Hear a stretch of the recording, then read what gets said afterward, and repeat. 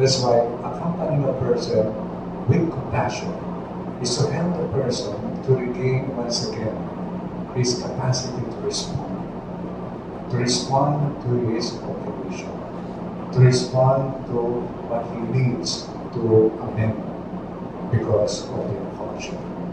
For me, there's no better way to express the result of compassion kundi yung tulungan siya para itong taong ito makabalik yung kanyang capacity to respond. Sumagot. Hindi lang panimutin yung kanyang ginawa, but sumagot din siya sa patuloy na tawag sa kanyang buhay, Panginoon, at saka yung tao na nasira niya. Kasi wala na natin, especially when it comes to minors, very destructive yung yan sa kanyang buhay. And finally, of course, when we are doing that, showing them compassion, meaning may itong taong ito naniniwala siya, mayroon pang pag-asa. May pag-asa.